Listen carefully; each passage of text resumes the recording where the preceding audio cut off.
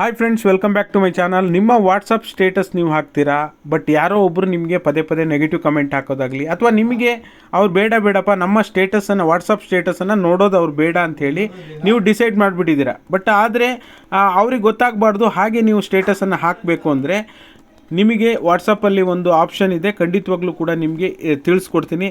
ಪ್ರತಿಯೊಬ್ಬರು ವೀಡಿಯೋಕ್ಕೆ ಲೈಕ್ ಮಾಡೋ ಮೂಲಕ ಸಪೋರ್ಟ್ ಮಾಡಿ. ಹೊಸದಾಗಿ ಚಾನಲ್ ನೋಡ್ತಿದ್ದೀರಾ ಅಂದರೆ ಸಬ್ಸ್ಕ್ರೈಬ್ ಮಾಡ್ಕೊಳ್ಳಿ. ಬನ್ನಿ ವಿಡಿಯೋನ ಸ್ಟಾರ್ಟ್ ಮಾಡೋಣ. ಚಾನಲ್ ಓಪನ್ ಇದೆ, ಕೆಳಗಡೆ ಎಲ್ಲ ಚಾನಲನ್ನು ಕೂಡ ನೀವು ಇಲ್ಲಿ ಯೂಟ್ಯೂಬಲ್ಲಿ ಹೊಸ ಫೀಚರ್ ಇದು ಬಂದಿರತಕ್ಕಂಥದ್ದು ನೋಡ್ಕೋಬೋದು. ಓಕೆನಾ, ಕೆಲವು ದಿನಗಳಾಗಿದೆ ಇದು ಬಂದು.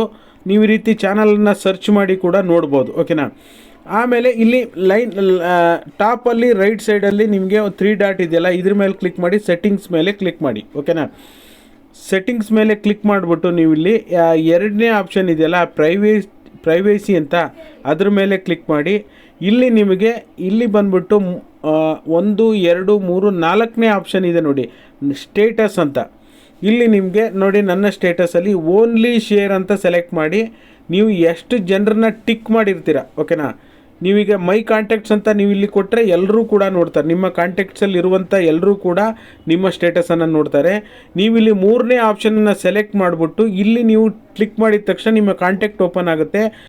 ಇಲ್ಲಿ ಎಲ್ಲರದ್ದು ಕೂಡ ಸೆಲೆಕ್ಟ್ ಆಗಿರುತ್ತೆ. ಓಕೆನಾ, ಈ ರೀತಿ ಬಂದಾಗ ನೀವು ಇಲ್ಲಿ ಕ್ಲಿಕ್ ಮಾಡಿದ ತಕ್ಷಣ ಈ ಕಡೆ ನೀವು ನೋಡ್ತಾ ಇರ್ಬೋದು, ರೈಟ್ ಸೈಡು ಎಲ್ಲರದ್ದು ಕೂಡ ಟಿಕ್ ಆಗಿದೆ. ಓಕೆನಾ, ಫಾರ್ ಎಕ್ಸಾಂಪಲ್ ನೀವು ಹಿಂಗೆ ಎತ್ತುವಾಗ ಯಾವುದೋ ಒಂದು ಪರ್ಸನ್ನು, ಇವ್ರದ್ದು ಬೇಡಪ್ಪ, ಇವರು ನನ್ನ ಸ್ಟೇಟಸನ್ನು ನೋಡೋದು ನಿಮಗೆ ಇಷ್ಟ ಇಲ್ಲ ಅಂತಂದಾಗ ಇವ್ರದ್ದು ನೀವು ಈ ರೀತಿ ಅನ್ಟಿಕ್ ಮಾಡಿದ್ರೆ ಸಾಕು. ಅನ್ಟಿಕ್ ಮಾಡಿ ನೀವು ಡನ್ ಅಂತ ಕೊಟ್ಟರೆ ಯಾವ ಕಾರಣಕ್ಕೂ ಕೂಡ ಈ ವ್ಯಕ್ತಿ ನಿಮ್ಮ ಸ್ಟೇಟಸನ್ನು ನೋಡಲಿಕ್ಕೆ ಸಾಧ್ಯ ಇಲ್ಲ.